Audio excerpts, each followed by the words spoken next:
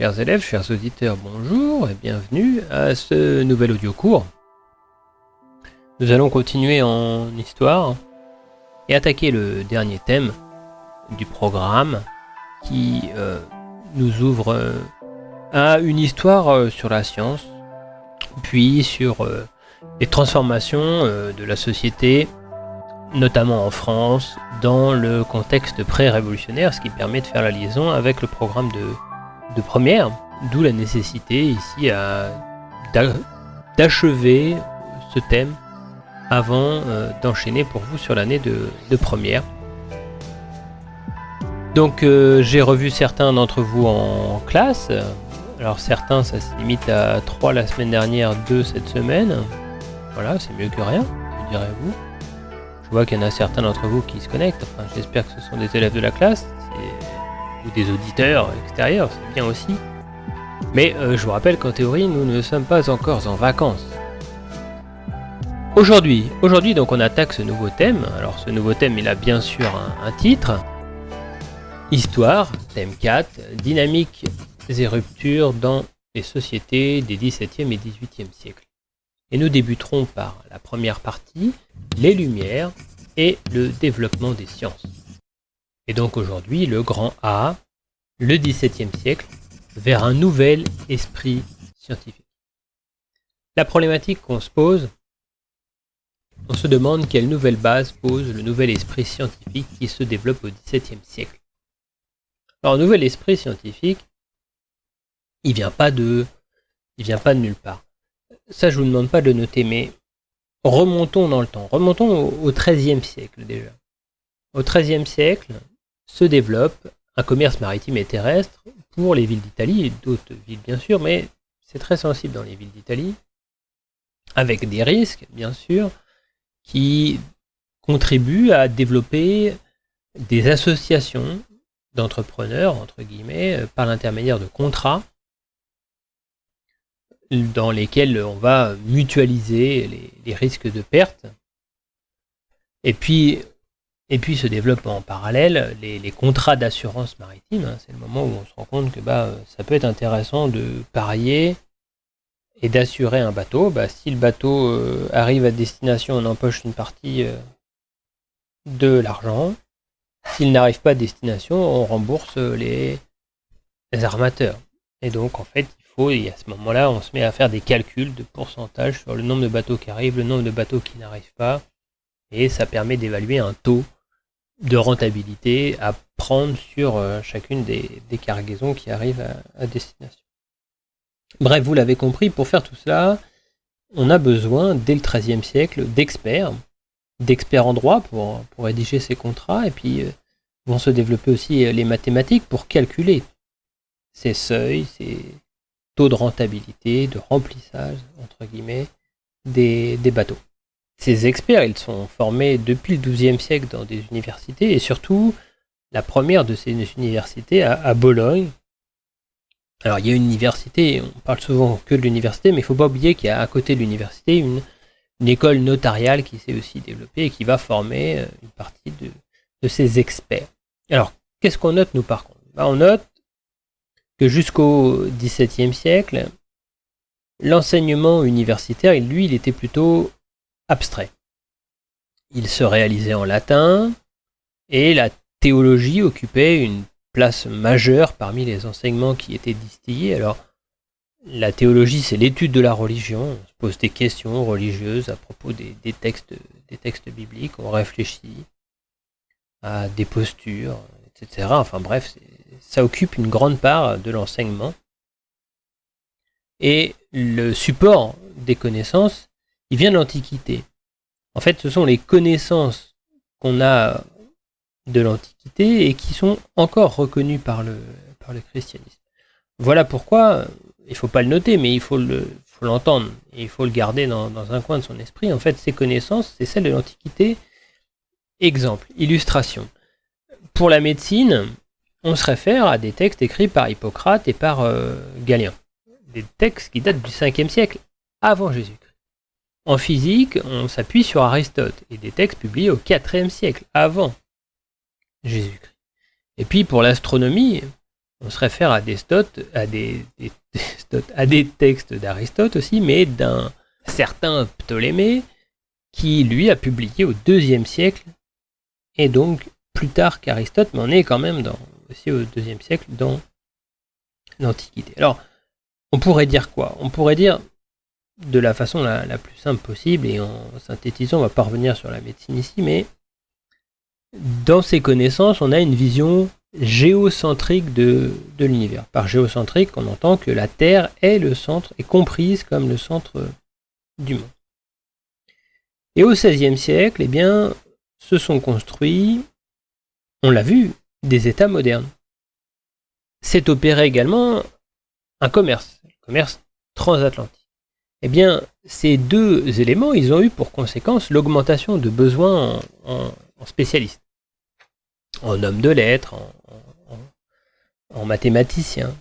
Dans le même temps, et ça c'est pas nécessairement à noter, on est dans le rappel, on est dans une période traversée par l'humanisme et le poids de l'imprimerie, qui ont permis une grosse, entre guillemets, une plus grande diffusion des connaissances, c'est un petit peu plus pertinent. On est aussi dans le contexte du développement du protestantisme, un protestantisme qui a pour conséquence une rupture avec le message du pape et qui prône l'accès direct au savoir et qui fait la part belle aussi à l'apologie des langues vernaculaires plutôt que le seul latin. Et tout ça, ça a contribué à produire un nouvel esprit, un nouvel esprit scientifique qui va émerger dans la foule. Petit 1, une nouvelle approche. Notons donc que le protestantisme, mais aussi la contre-réforme, on aurait tort de l'oublier dans l'affaire, eh bien tous les deux invitent à des dogmes revisités. Les croyances qui sont actées, eh bien elles ne sont plus aussi bien ancrées qu'elles l'étaient précédemment. On observe notamment le développement d'un scepticisme religieux. Alors scepticisme, S-C-E-P-T-I-C-I-S-M-E. En fait, le scepticisme religieux renvoie au doute sur les croyances, sur le monde, qui se développe parce qu'on ne peut pas démontrer leur validité. Plongeons-nous dans des documents. On va commencer par les documents 3 et 4 de la double page 240-241. Si vous avez réalisé le même travail que vos camarades qui étaient présents en salle de classe en travaillant sur l'activité page 240-241, eh bien on a d'abord un texte qui est extrait du Messager céleste de 1610 de Galilée, j'y reviendrai tout à l'heure, où Galilée nous explique ici comment et pourquoi il a élaboré sa lunette astronomique. Donc on a un petit paratexte qui introduit tout cela. Inspiré par les travaux du lunetier hollandais Hans Lippershey en 1608, Galilée met au point sa propre lunette astronomique. Il y a environ 10 mois, la rumeur parvint à mes oreilles qu'un certain Belge aurait élaboré un jeu de verre grâce auquel les objets visibles, quelle que soit leur distance de l'œil, se voyaient distinctement comme s'ils étaient tout proches. Des expériences témoignaient de cet admirable effet, les uns y accordant foi, les autres le niant. Cela eut finalement pour conséquence que je m'appliquais entièrement à la recherche des principes ainsi qu'à la conception des moyens par lesquels je pourrais parvenir à l'invention d'un instrument semblable. Cette invention, peu après, en m'appuyant sur la théorie de la réfraction, je l'ai réalisée. Je me suis d'abord fabriqué un tube de plomb aux extrémités duquel j'ai adapté 2 lentilles de verre, toutes deux planes d'un côté, mais l'une sphériquement convexe et l'autre concave du côté opposé. Ensuite, en approchant mon œil de la lentille concave, j'ai vu les objets assez grands et rapprochés. Ne regardant ni au labeur ni aux frais, j'en suis arrivé à me construire un instrument d'une qualité si grande que les choses vues à travers lui apparaissent presque 1000 fois plus grandes et plus de 30 fois plus proches que si elles étaient regardées par les seuls moyens naturels. Donc les seuls moyens naturels, ce sont ses yeux. Donc l'objectif de Galilée, ici, c'est d'avoir un outil plus performant pour mieux observer, pour grossir la réalité du monde qu'il voit et donc, vous l'avez compris, observer les astres avec plus de performance. Le document 4 de la page voisine Lui, il nous montre ici les 2 premières lunettes astronomiques de Galilée. Elles sont à Florence, au musée des sciences. Et c'est grâce à celles-ci notamment qu'en observant la surface de la Lune, Galilée va observer qu'elle a des trous, qu'elle a des cratères, qu'il y a des reliefs sur la planète. Alors oui, on voit déjà à l'œil nu ces différences de visage de la Lune, mais on comprend à quoi ils sont liés. On adjoint à ces 2 documents le document 1 de la page 328, qui nous permet cette fois de passer du très grand au très petit. On a ici une nouvelle photographie d'un instrument qui n'est pas une lunette, mais qui est un microscope. C'est le microscope de Hooke, qui a été réalisé vers 1675. On peut le voir à Londres, au musée des sciences. Et donc Robert Hooke, l'assistant de Newton, il se sert de cet instrument doté de 3 lentilles pour observer les cellules végétales et animales. Donc il ne s'agit pas cette fois de regarder ce qui est loin, mais de regarder de plus près ce qui est tout petit. Bon, où est-ce qu'on veut en venir à travers de ces 3 documents? Eh bien, d'abord, et c'est ce qu'il faut noter, qu'il y a une amélioration des outils et des techniques. En 1610, Galilée y met au point une nouvelle lunette. Newton va fabriquer le premier télescope. Je n'ai pas de document ici sur Newton, mais je vous le dis. Alors la différence entre un télescope et une lunette, c'est que dans les télescopes, on va introduire des miroirs pour capter davantage de lumière. En 1675, donc, il y a Robert Hooke qui va mettre au point le microscope. Et donc, ces différents outils, eh bien, ils vont permettre une meilleure vision des astres. Le microscope, il va permettre une meilleure vision du plus petit, ce qui va conduire à découvrir les micro-organismes. Alors, on aurait pu citer un autre outil technique qui est créé. Evangelista Torricelli va, par exemple, créer le baromètre, qui va permettre d'avoir des connaissances sur la météorologie, la variation de la pression atmosphérique. Donc ces améliorations, ces outils, ces techniques, ils vont ouvrir la voie à une meilleure vision du monde environnant. Et je vous l'ai dit, de l'infiniment grand au microscopique. Et ça a une conséquence, c'est-à-dire qu'on va avoir une nouvelle appréhension du monde. Page 239, on s'intéresse au document 2.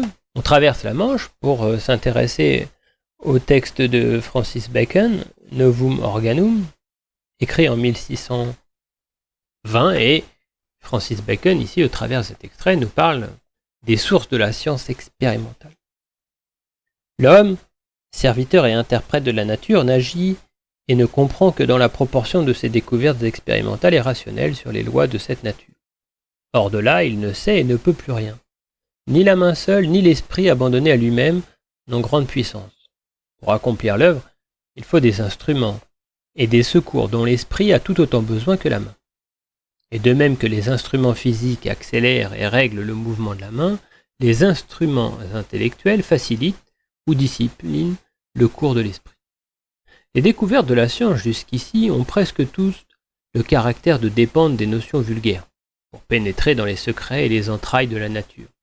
Il faut que les notions et principes soient tirés de la réalité par une méthode plus certaine et plus sûre, et que l'esprit emploie en tout de meilleurs procédés.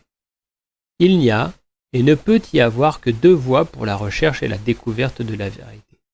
L'une qui, partant de l'expérience des faits, s'envole aussitôt aux principes les plus généraux, l'autre qui, de l'expérience et des faits, tire des lois en s'élevant progressivement et sans secousse jusqu'aux principes les plus généraux. Donc ce texte de Francis Bacon, il est important. En fait, Francis Bacon ici va théoriser une démarche de recherche et il réfléchit. Il réfléchit et formule une question, une problématique sur quoi doit s'appuyer la construction des connaissances. Et la réponse, vous l'avez dans ce texte. La réponse, c'est qu'il doit expérimenter. En fait, pour Francis Bacon, il faut partir de l'expérience et des faits pour aller vers les connaissances générales. C'est ce qu'on appelle, en matière de science, le procédé de l'induction. Donc ce qu'il faut noter ici, c'est que Francis Bacon, il théorise la démarche inductive des sciences expérimentales. Construire des lois générales à partir de l'expérience et de l'observation. Et c'est ce qui va définir les sciences expérimentales. Une définition que vous retrouvez dans votre manuel et que je vous demande de recopier. Page 238. Sciences expérimentales. Démarche scientifique consistant à tester par des expériences la validité d'une hypothèse. Cette science repose sur de nouvelles bases de raisonnement et de nouveaux instruments. Alors, concrètement, on peut mobiliser 2 exemples ici pour illustrer les choses. William Harvey, par exemple. William Harvey, il va observer la circulation du son dans le premier quart du XVIIe siècle, 1628 si on veut être précis, et il va, partant là, construire un nouveau modèle sur la circulation du sang. Et ce modèle, il va remettre en cause la théorie notamment des humeurs. Quand on dit avoir ces humeurs, eh bien ça vient de cette ancienne conception du rôle et de la circulation du sang dans le corps. Et ça va être accueilli avec certains freins. C'est-à-dire qu'il y a des universités, notamment à Paris, qui vont très mal recevoir ces propositions de nouvelles renversement de paradigme, on va revenir sur le mot, je voulais pas le lâcher trop tôt, mais qui remet en cause les connaissances et la façon de voir le monde au travers des connaissances. Bon, Galilée, qui va être notre fil rouge ici, Galilée, il fait la même chose. Enfin, il n'étudie pas la circulation sanguine, il lève sa lunette et il va observer les astres. Et en observant Jupiter et ses lunes, il va se rendre compte qu'il va faire une observation inattendue, c'est-à-dire qu'il va se rendre compte que les lunes, alors ce qu'on appelle aujourd'hui les lunes de Jupiter, elles tournent autour de cette planète, ce qui remet en cause ici des certitudes qui étaient celles du modèle géocentrique. Je vous lis un petit extrait. C'est un texte de Galilée, le messager des étoiles, 1610, et il écrit quoi? Donc, le 7 janvier de cette année 1610, à 1h de la nuit, alors que j'observais des étoiles à la lunette, Jupiter se présenta. Et comme je disposais d'un instrument tout à fait excellent, je reconnus que 3 petites étoiles, il est vrai toutes petites mais très brillantes, étaient très près de lui, ce que je n'avais pas observé auparavant, en raison de la faiblesse de l'autre lunette. Ces étoiles, bien que je crusse d'abord qu'elles faisaient partie des fixes, me causèrent cependant quelques étonnements, parce qu'elles semblaient se disposer exactement sur une ligne droite et qu'elles avaient plus d'éclat que toutes les autres, de la même grandeur. Telle était leur disposition, entre elles et par rapport à Jupiter. Donc Galilée, par l'observation, c'est ce qu'on peut noter, par l'observation, Galilée il remarque que toutes les étoiles, pour reprendre ces termes, ne tournent pas autour de la Terre. Et ça conduit à des remises en cause. Parce que finalement, Galilée, il va se dire, s'il y a des planètes qui tournent autour de Jupiter, que se passe-t-il quand on regarde le monde à partir de Jupiter, c'est-à-dire d'un référentiel qui serait Jupiter? Eh bien, on observerait des planètes qui tournent autour de nous. Et il se pose la question à l'échelle de la Terre. On voit finalement la même chose de la Terre qu'on le verrait de Jupiter. Alors attention, il part pas de rien, Galilée. Il a lu Copernic. Donc il part déjà de modèles et d'autres scientifiques qui remettent en cause cette idée de la Terre qui serait au centre de l'univers. En observant Vénus, il va confirmer ce dont il se doutait déjà. On passe à la suite, petit 2, de nouveaux paradigmes. De nouveaux paradigmes. Le mot pour vous, il est complètement nouveau, normalement. Certains d'entre vous en ont peut-être déjà entendu parler, mais c'est nouveau. Alors, que noter pour commencer? Pour commencer, on va noter que la construction des connaissances remet désormais en cause les certitudes précédentes. C'est-à-dire qu'avec les découvertes qui sont faites, avec les nouveaux moyens techniques qui sont à disposition pour observer le monde, eh bien, le monde dans lequel vivaient les habitants n'a plus la même consistance. On peut noter par exemple que le poids des mathématiques il va se mettre à concurrencer celui de la philosophie.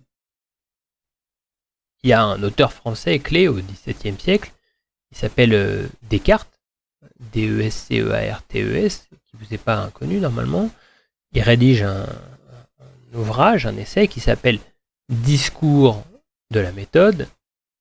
Et pour lui, il faut faire maintenant des recherches de façon différente. Il s'agit de produire des savoirs qui sont rationnels. Vous savez, Descartes, il est connu pour le fameux cogito. Cogito ergo sum. À un moment donné, je vous la fais brève. Est-ce qu'on existe vraiment, nous dit Descartes.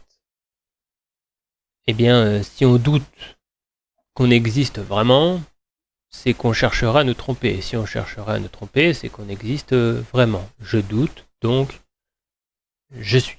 Voilà. Cogito ergo sum. Bon, revenons sur Galilée. Galilée, il observe les mouvements de Vénus. Et il observe quoi ? Il observe que Vénus disparaît derrière le Soleil pour réapparaître bien plus tard de l'autre côté. En somme, ces observations lui conduisent à dire que c'est pas le Soleil qui tourne autour de nous, mais en tous les cas, on observe que Vénus, elle, tourne autour du Soleil et ne tourne donc pas autour de la Terre.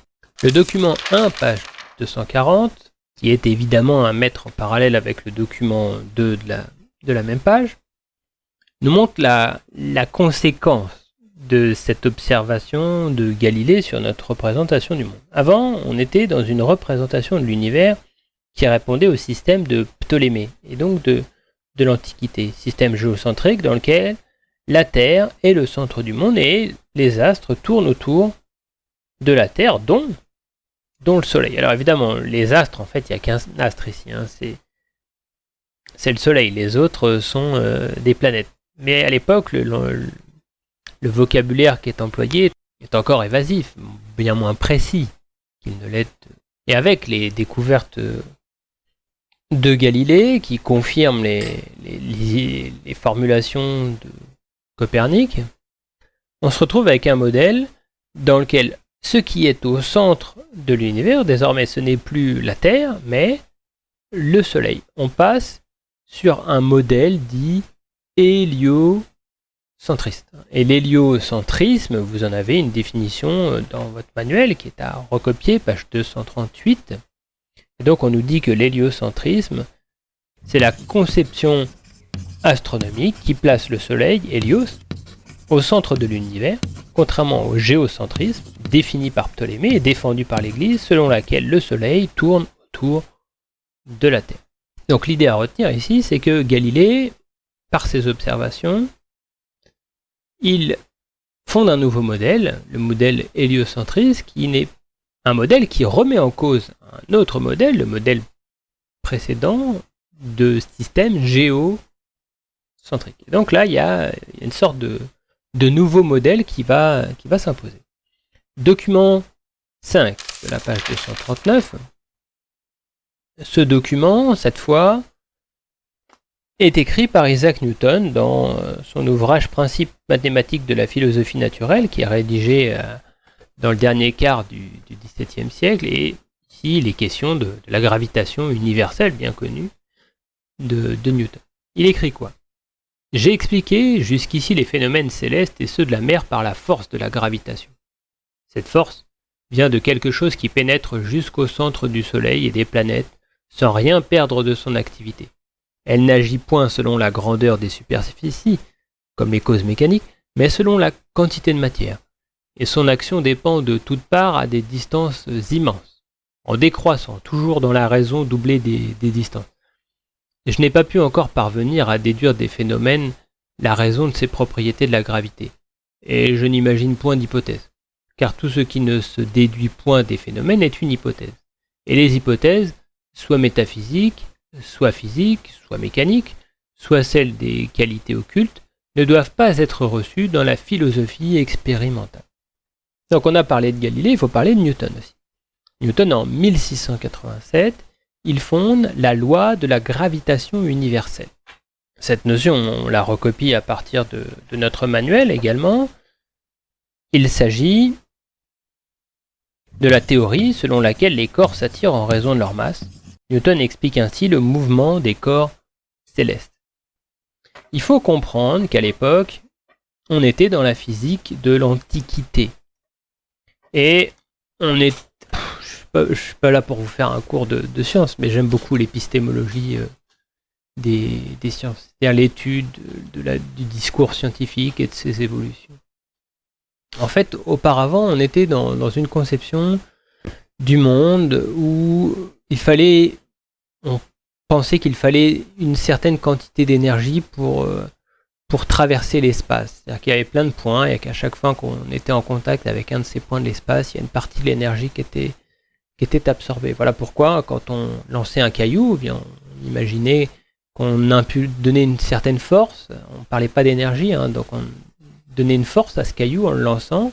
Et puis ce caillou, en traversant les autres points qui existaient dans l'espace, perdait une partie de ses forces. Et puis il y a des expériences de Galilée, comme de Newton, qui sont réalisées sur des plans inclinés. On fait rouler une bille, et puis on se rend compte que cette bille, elle va continuer son mouvement ensuite sur la surface plane, une fois qu'elle est arrivée en bas du plan incliné, sur un certain nombre de mètres. Et puis, en fonction des types de pierres qui sont utilisées et de leur surface, si elle est plus ou moins lisse, on se rend compte que la pierre ne va pas jusqu'au même endroit, que la distance qu'elle fait n'est pas la même. Et donc, on en déduit que ça n'a rien à voir avec la quantité de points qu'elle traverse, mais davantage avec les propriétés mêmes de cette pierre qui est attirée vers le sol et puis qui va ensuite être freinée dans son déplacement, mais pas en lien avec les points qu'elle rencontre dans l'espace. Donc, il y a ici des conceptions, des représentations du monde qui changent. Donc, l'héliocentrisme, la gravitation universelle, ce sont des illustrations, et c'est ça qu'il faut noter dans notre cahier, ce sont des illustrations de l'émergence de nouveaux paradigmes. En somme, ils constituent des révolutions scientifiques. Le terme de paradigme, alors je ne vous demande pas de le définir parce que ça va être un peu compliqué à retenir. Pour ceux qui vont aller qui veulent s'orienter vers les sciences dures, ceux qui veulent s'orienter aussi vers la philosophie, c'est une notion importante. Alors paradigme, comment on l'écrit? Oui, d'abord. P-A-R-A-D-I-G-M-E-S. En fait, les paradigmes, on peut les définir comme des découvertes scientifiques universellement reconnues, pour un temps du moins, on l'a vu, on a le modèle géocentriste, le paradigme géocentriste va vivre jusqu'à ce qu'il soit remis en cause par le paradigme héliocentriste. Et donc, ces découvertes scientifiques universellement reconnues, elles fournissent à une communauté de chercheurs des problèmes types, mais aussi des solutions, des réponses à leur façon de se représenter le monde. Alors, l'auteur qui écrit beaucoup sur les paradigmes et sur les révolutions scientifiques, qui nous sert de référence ici, c'est Thomas Kuhn, K-U-H-A-N, qui a écrit en 1962 un livre, un essai qui s'appelait « La structure des révolutions scientifiques ». Or, il y a un lien entre la vision qu'on se fait du monde et les paradigmes qu'on utilise. Les nouveaux paradigmes, ici sur la conception du monde, des sciences, des modèles qui régissent le monde, eh bien ils vont conduire à une nouvelle façon de voir, ou du moins d'envisager, le monde. Alors, attention, parce qu'il reste la question de la preuve. Et la question de la preuve, dans le monde scientifique, elle continue encore à faire débat. Par exemple, Hobbes, H-O-B-E-S, il reproche à Boyle, B-O-Y-L-E, les travaux sur sa pompe à vide. Pourquoi? Parce que pour Hobbes, Boyle, il doit faire la preuve de ce qu'il avance. Il ne doit pas se contenter d'écrire des réponses. Il doit montrer aux autres scientifiques, à ceux qu'on va appeler les scientifiques, comment il arrive à ces résultats. C'est-à-dire qu'il y a très vite se met en place cette nécessité pour chacun de soumettre à la communauté des chercheurs ses résultats. C'est-à-dire que les résultats, l'écriture des connaissances, les paradigmes, ils doivent être le fruit de cette reconnaissance de la part de ses pairs. C'est le moment où naît, à mon sens, un esprit scientifique.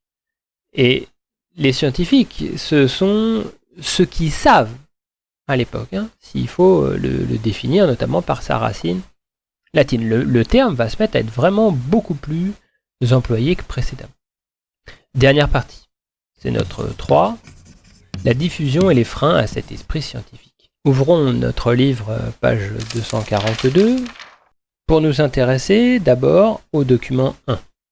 On est confronté ici au frontispice du livre de Thomas Pratt, A History of the Royal Society, en 1667, qui représente, alors on a le roi Charles II, couronné par la renommée, fondateur et patron de la Royal Society. À gauche, on a Francis Bacon, le père de la science expérimentale, et à droite, on a Lord Brunker, le président de la Royal Society. Et puis en haut, on retrouve la devise de l'Académie, Nullus in verba, ne croire personne sur parole. Il faut passer par l'expérimentation. Ce frontispice ici, il nous montre l'existence d'une académie de scientifiques reconnue par le pouvoir du roi d'Angleterre. Le document 2, qui est sur cette même page, est un texte d'Edmund Chamberlain de l'état présent d'Angleterre, écrit en 1688.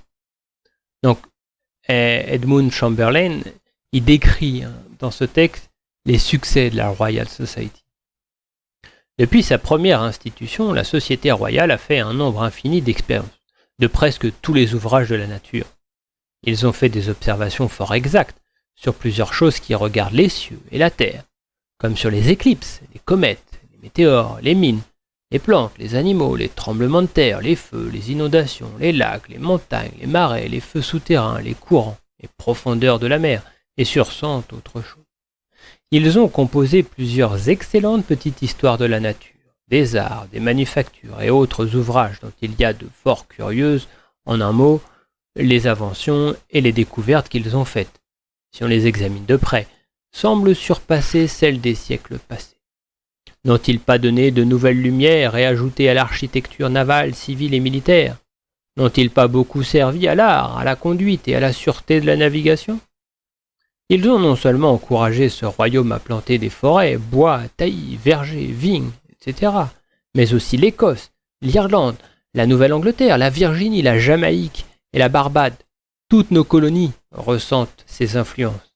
Elle a réveillé le monde civilisé, savant et intelligent, en telle sorte que dans tous les pays, on commence à s'adonner aux expériences et à l'étude de la pratique.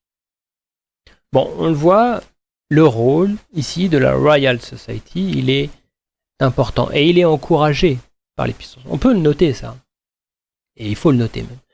Les puissances, elles encouragent globalement ces scientifiques, et on mettra encore scientifique entre guillemets ici. La science, dit autrement, elle est mise au service du pouvoir. Alors comment? On a des créations ou des soutiens d'académies. 1660. La London Royal Society, patronnée par le roi Charles. En 1666, c'est l'Académie royale des sciences de Paris qui est créée, sous l'impulsion de Colbert. Le document 3 de la page 240, page 243 en donne une illustration. Et puis on peut parler de l'Académie de Berlin qui est créée en 1700 par Frédéric Ier. On peut aussi parler de l'Académie del Cimento, qui est créé à Florence en 1657, donc un petit peu plus précédemment. Donc ces académies, elles vont avoir un effet d'attraction sur les scientifiques, elles vont attirer les scientifiques. Académie, c'est un terme à définir. Notre manuel contient une définition, on peut la reprendre. Il s'agit donc d'une société européenne, nationale ou provinciale, réunissant des savants reconnus. Elle promeut la recherche scientifique et diffuse les découvertes par le biais d'expériences ou de publication. Donc, l'un des lieux de développement des sciences, ça va donc être les académies. Mais ça ne s'arrête pas là. Le document 4 de la page 239 nous en montre un autre. Cette peinture, qui est une une adaptation d'une gravure nous présente l'Observatoire de Paris, créé en 1667. Et ici, on a l'académicien Cassini, qui était le premier directeur, et on étudie les astres, un observatoire d'astronomie. Et Cassini, il est connu pour des cartes de l'univers. Vous pouvez les voir, des gros globes qui représentent l'univers, que vous pouvez voir à la Bibliothèque nationale François Mitterrand de Paris, sur le quai, pas loin du quai de Bercy, de l'autre côté du ministère de l'économie. Donc ajoutons cette idée. On a d'autres lieux qui se développent. On a des observatoires. Il faudra ajouter les laboratoires encore à notre liste. Et puis les cabinets de curiosité. Les cabinets de curiosité, c'est quoi? C'est des espaces privés dans lesquels on expose des collections d'objets rares et d'objets précieux, ce qui va susciter un peu d'esprit scientifique.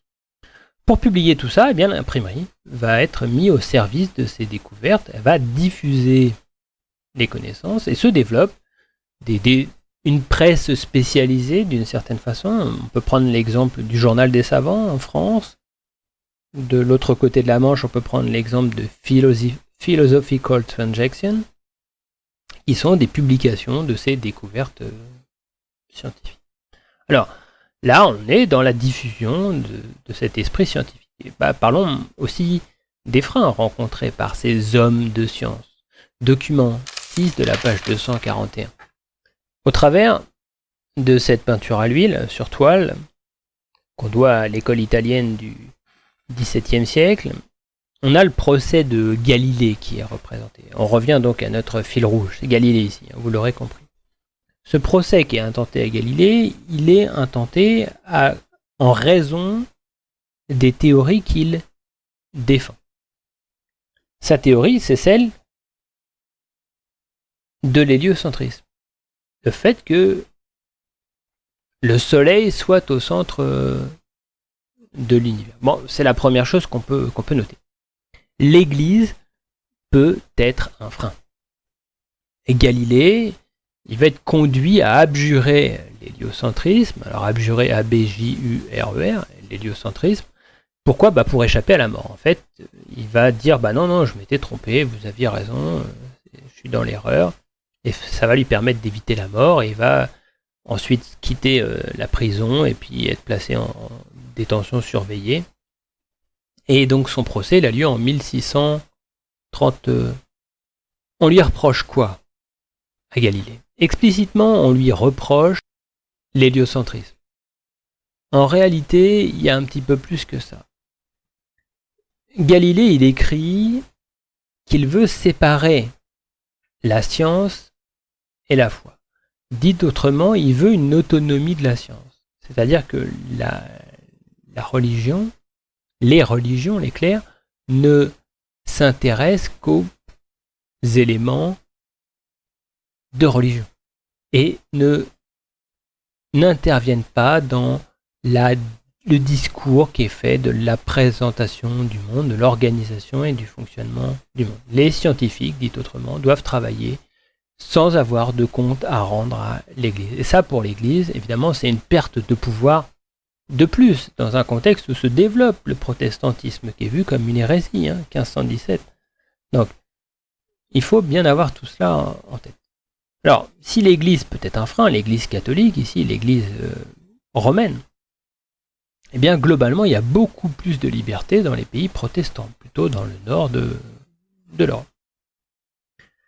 Autre frein, eh bien, les fausses sciences. C'est le cas par exemple de l'alchimie, qui sont combattues par l'Église d'une part, mais aussi par ceux qui se veulent comme les vrais scientifiques. Reste que de nombreux scientifiques restent croyants. Et ça va même plus loin. C'est-à-dire qu'ils voient dans leur découverte l'œuvre de Dieu. C'est-à-dire que pour eux, c'est pas incompatible ce qu'ils vont découvrir, même si ça contredirait d'une certaine façon l'interprétation qu'on se fait des textes bibliques. Pour eux, c'est pas incompatible avec le fait de croire en Dieu. Si on prend le cas de Newton, par exemple, Newton, il va écrire que le monde il est si bien ordonné que ça peut pas être par hasard. Et donc, il voit dans cette organisation du monde la main de Dieu. Et il va utiliser une métaphore, il va comparer Dieu à un grand horloger. C'est-à-dire que pour Newton, c'est la démonstration qu'on peut être un scientifique, remettre en cause ce qui est écrit dans la Bible, ou du moins l'interprétation qu'on se fait de la Bible, en étant un croyant. Donc, si la religion peut être un frein, ça ne veut pas dire que les scientifiques deviennent de fait des athées qui font la promotion de l'athéisme. Hein, c'est important de garder ça en tête. Alors pour finir justement sur cette religion, revenons justement à Copernic, celui qui a inspiré d'une certaine façon Galilée. Copernic, il n'est pas menacé comme Galilée, bon il n'est pas aimé non plus, hein, mais Copernic, il présente ça comme une hypothèse. Galilée, lui, il écrit que c'est une certitude. La nuance entre les deux, c'est que Copernic, il ne fait pas les mêmes observations astrales que Galilée. Il n'en a pas les moyens. Et puis, Copernic, il a aspiré à être chanoine, à être un clerc, un homme qui travaille pour l'Église. Il a fait une partie de ses études à Bologne, et là-bas, il a étudié notamment l'astronomie, alors pas directement à l'université, bien sûr, mais parce qu'il loge chez un astronome. Et il va recevoir l'enseignement donc de Domenico Maria Novara, qui est l'un des premiers à remettre en cause l'autorité de Ptolémée. Voilà. Alors, pour la petite histoire, eh bien, Galilée, lui, il est réhabilité bien plus tard, 96 ou 97, je ne sais plus exactement, mais c'est-à-dire que l'Église va dire, bah oui, il avait raison. Galilée, 1996 ou 1997, voilà, bien plus tard. Et Jean-Paul II n'avait pas voulu réhabiliter Copernic, ce qui semblait paradoxal puisqu'il était lui-même, Jean-Paul II, polonais. Voilà. Bon, on en a clos ici avec notre grand A, le XVIIe siècle, vers un nouvel esprit scientifique. On se retrouve pour la suite et le XVIIIe siècle, hein, pour clore cette partie 1, lors de la prochaine audio capsule. D'ici là, portez-vous bien, continuez à travailler, à vous mettre à jour pour compléter cette année morcelée. Il y a peut-être une deuxième vague en Chine, donc imaginons qu'on soit à nouveau confiné à un moment donné de l'année prochaine, ça pourrait compliquer les choses, donc ne lâchez rien et continuez à travailler le plus possible en autonomie. Bon courage à toutes et à tous et à bientôt. Au revoir.